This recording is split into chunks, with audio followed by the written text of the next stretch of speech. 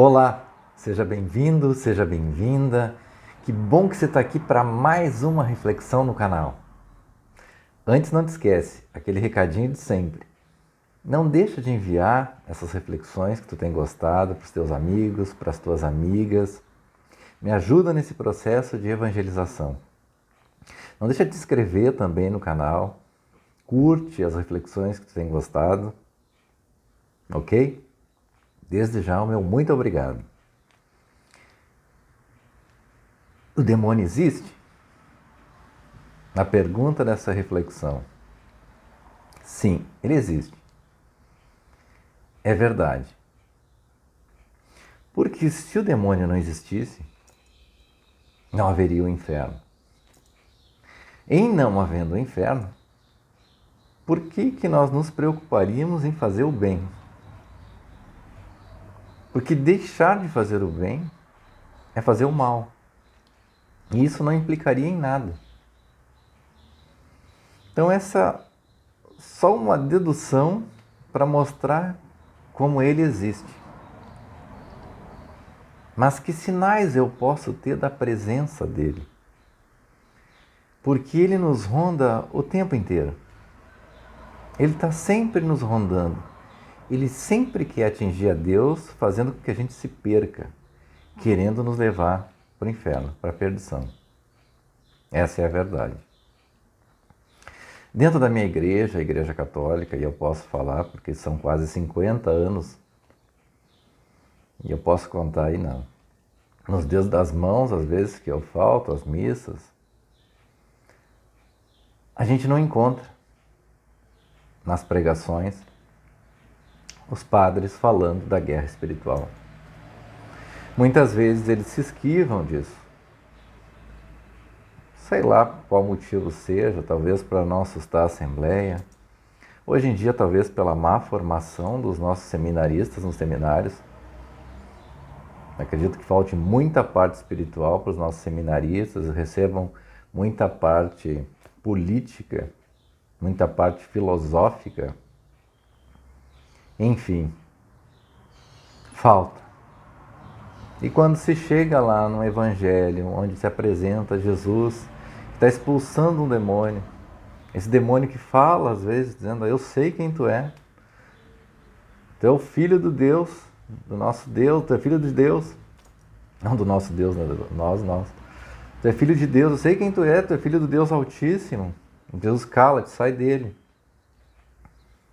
Chega na hora da homilia, o padre ainda fala, talvez fale: olha, isso aqui naquela época eles nem sabiam, tinham problemas psiquiátricos, então isso aí era um problema psiquiátrico, nem demônio era. Às vezes eles mudam o que a gente está lendo na Bíblia ali. Mas não, são demônios. É espiritual, a gente vive numa guerra espiritual. A gente não consegue ver o que está à nossa volta, a gente está no mundo material. Mas existem sinais os quais a gente pode perceber que há essa presença. E eu aproveito para contar mais uma das minhas histórias para vocês. Há muito tempo atrás, eu esperava a minha esposa voltar da faculdade. E ela voltava quase meia-noite, eu me cansei e peguei no sono. De repente eu senti um medo muito grande dentro de mim. Um medo muito, muito grande. Eu me acordei, estava sentado no sofá, me levantei e me deu uma coisa de correr em direção à porta da frente da casa, e eu abri a porta da frente da casa. E nisso ia passando uma espécie de um cachorro ali, uma mistura de, acho que bulldog, com os olhos vermelho-rosado. Aquela luz naqueles dois olhos daquele cachorro, e ele não me olhava. Ele passava assim, cabeça baixa, com aqueles olhos. Eu saí na porta e fiquei olhando para ele, até que ele dobrasse lá no fim da rua, a quadra para a esquerda, e desceu, foi embora. E naquele momento eu percebi que aquilo era demoníaco. Então, um dos sinais que tu pode perceber é o medo. Se aquele medo que tu está sentindo É um medo que ele vem do nada dentro de ti. Ele é demoníaco. Não é à toa que várias vezes na Bíblia, Jesus fala várias vezes, não tenhais medo, não tenhais medo. São ataques dele, do demônio. Aquele medo injustificado. De repente vem, tu já deve ter sentido isso, de repente vem aquilo e tu sente aquele medo. Ou tá deitado na cama lá, já ia pegar no sono e vem uma coisa lá sobre um outro assunto que tu já tinha resolvido e vem aquele medo sobre aquilo que vai dar errado, que não... É demoníaco. O medo é um dos sinais mais claros do ataque do demônio. Não te esquece, ele sempre quer colocar na tua cabeça que ele não existe. É o melhor ataque dele. Se o inimigo não existe, não tem do que tu te defender. Não precisa se defender, tu baixa a guarda. E aí ele te ataca. Então se tu pensa que ele não existe, ele já está te vencendo. Porque ele não existe. Agora, em sabendo, acreditando, não, existe essa guerra espiritual, presta atenção nos sinais que são deixados para ti. Então, presta atenção quando tu sente esse medo. E aí, no momento, é a oração. É recorrer a Nosso Senhor Jesus Cristo, Nossa Senhora, e orar. E orar para que os anjos venham, seja que te protejam. Teu anjo da guarda está sempre ali. Então ora também para o teu anjo da guarda, que te proteja, que venha chamar mais anjos para a tua volta, que venha te livrar desse medo que está sendo lançado em cima de ti. Desconfianças, incertezas, tudo que está vindo, tu sabe que está vindo no teu coração, falta de fé. Aquele momento que tu quer fazer a tua oração, mas tu diz, não, mas hoje não, acho que... Não, tá. Que tu vai te ligar cada vez mais com Deus e Ele não quer que tu te ligue com Deus. Porque ligado com Deus, a tua força vai aumentar e vai repelir Ele. Sim, nós estamos falando de uma guerra espiritual. Como eu disse, infelizmente, dentro da Igreja Católica, a gente não recebe isso. Eu posso falar por experiência própria. Hoje, graças a Deus, com redes sociais, a gente tem acesso a muitas pregações de muitos padres, leigos dentro da igreja, irmãs, que nos falam agora dessa guerra espiritual, freis, que nos falam dessa guerra espiritual, que nos preparam para isso, que nos preparam para a espiritualidade. E isso é muito bom. Então tá cheio de conteúdos, a minha dica, né, meu conselho é procurem essas pregações, procurem essas pessoas orientando como a gente deve fazer, como a gente tem que se preparar. A gente procura tanta coisa, né?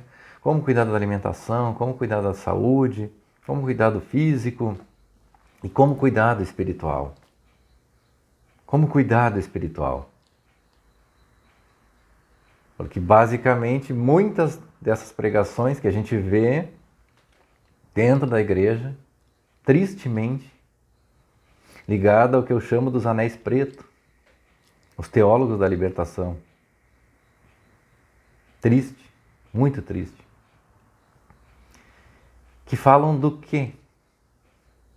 Que falam dos pobres. Vamos cuidar dos pobres. A bandeira, a infinita bandeira dos pobres, a qual Jesus falou, os pobres sempre os tereis. Os pobres sempre os tereis. Mas é mais do que isso. Porque essa teologia da libertação, ela está ligada, na verdade, com o afastamento de Nosso Senhor Jesus Cristo. É como se Jesus falou, ensinou tudo aquilo, eu peguei tudo aquilo e disse assim, tá Jesus, agora fica aí na tua, que aqui daqui para frente é com nós. A gente cuida disso aí.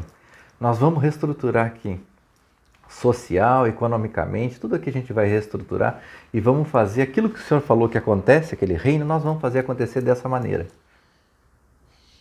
Humanamente, sem Jesus, sem o divino. Esse é o ponto fundamental do anel preto. ele acha que pode ser Deus, que pode conseguir sem Deus. E disso ele afasta tudo. E é por isso que quando sobe no púlpito, não fala nada espiritual. Porque para ele é simplesmente o que está se vendo. É a classe, é uma briga de classes, lembra? O marxismo. É uma luta de classes, os ricos estão oprimindo os pobres, então nós devemos fazer isso e assim mexemos peça, como se mexe em peça de xadrez, no jogo de xadrez. E aí nós vamos conseguir, os pobres sempre os tereis. Tu acredita na palavra ou não?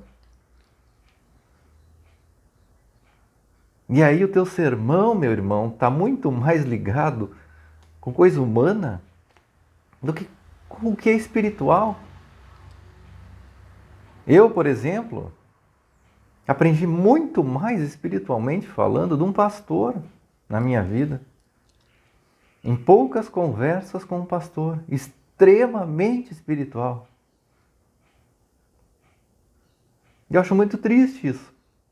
Eu passar sentado anos e anos e anos e anos e anos em bancos de igreja, e os meus líderes, e os meus padres não me falarem isso, não me orientar.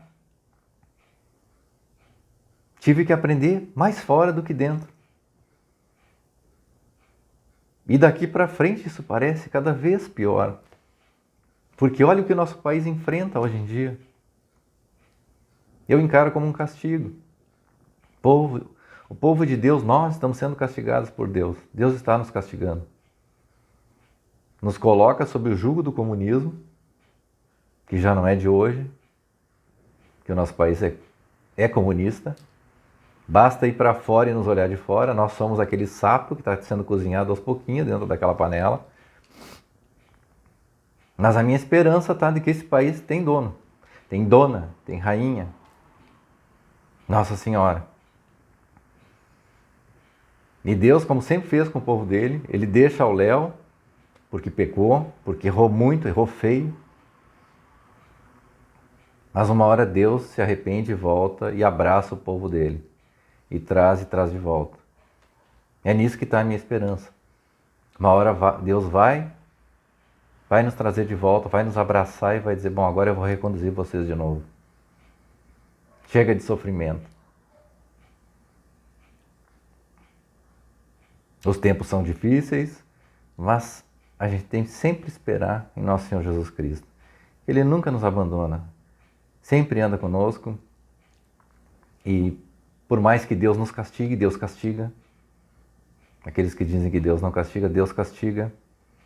Basta olhar a história dele com o povo dele. Mas Deus sempre volta para o seu povo. Não importa o tamanho do pecado que Davi tenha feito, Davi tenha cometido. Deus ama Davi imensamente. Davi mata Urias, sofre o castigo de Deus, mas Deus vai e o abraça de novo. Deus acolhe de novo o seu filho e Deus vem nos acudir.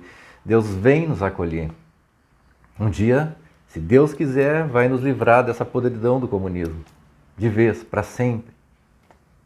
E aí sim a gente vai começar a ver cada vez mais o reino de Deus implantado aqui. Esse reino que já existe, que já está aqui. E que é espiritual. E que não tem como ser construído sem a presença de nosso Senhor Jesus Cristo. A coisa mais básica que os líderes da nossa igreja não compreendem. E é por isso que nossa igreja está murchando. As pessoas estão se afastando. Nas missas já não tem mais jovens. Papa Bento disse, nós vamos acabar talvez lá em 12 novamente, como tudo começou. É triste isso. É muito triste. É porque muitos estão se afastando do que é espiritual e vivendo no que é material, mas nós não somos daqui. Um dia nós vamos embora e a gente não leva nada. Aliás, meu irmão, minha irmã, na minha concepção, morrer rico é um dos maiores fracassos que tu pode ter na tua vida.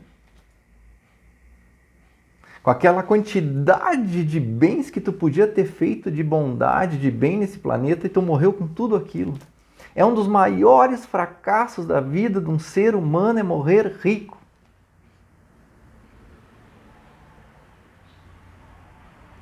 E aí nós vemos, meu pai sempre me dizia isso, a ostentação em todos os níveis, inclusive nos anéis pretos, que falam da pobreza, que abraçam a pobreza, mas não lhes falta o café farto da manhã, como de hotel, não falta o almoço, não faltam cafés da tarde, não faltam jantares, não faltam aplausos, status, TV, não faltam nada disso. E abraçam os pobres.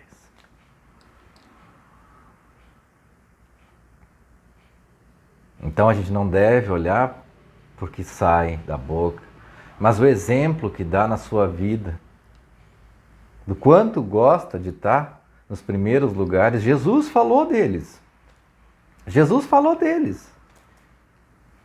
E isso não serve só para a Igreja Católica, serve para todas as igrejas. Jesus falou deles.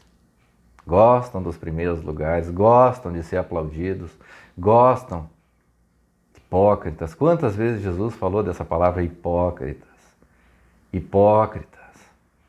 Mas Senhor, Senhor, não foi em teu nome que isso? Não foi em teu nome que batizamos? Não foi em teu nome que crismamos tais pessoas? Não foi em teu nome que nós... Nunca vos conheci, afastai de mim. Se afastem de mim, nunca vos conheci.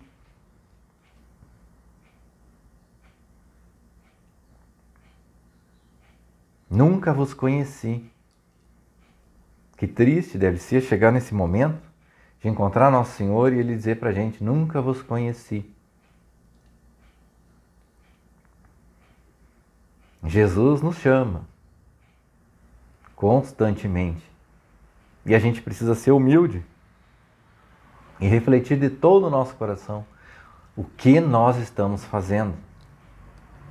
E se nós não temos certeza, como muitas vezes nós não temos, nós devemos orar de todo o coração e pedir a Nosso Senhor Jesus Cristo que nos oriente para o caminho que é Ele. Senhor, me orienta para esse caminho, que eu não me perca. Porque não adianta de nada eu salvar o mundo inteiro se eu não salvar a mim mesmo. Então me ajuda que eu possa encontrar a salvação. Eu estou fazendo a Tua vontade, Senhor. Se não estou aqui, estou aberto a deixar tudo isso que eu acredito de lado para Te seguir.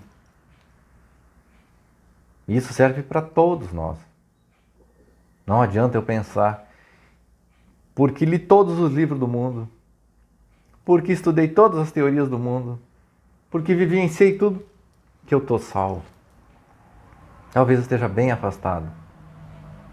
E só a humildade, só a capacidade de me curvar perante Deus, de Nosso Senhor Jesus Cristo, e pedir humildemente, é que vai me levar para o caminho, que é Ele. Que Ele vai me abraçar e vai dizer, Marcos, vem comigo, pois eu vou te mostrar o caminho, porque eu sou o caminho, a verdade e a vida. Ninguém vai ao Pai senão por mim. Meus irmãos, fiquemos em Deus, com Deus e tudo para Deus, com a intercessão da bem-aventurada e sempre Virgem Maria. São José, rogai por nós.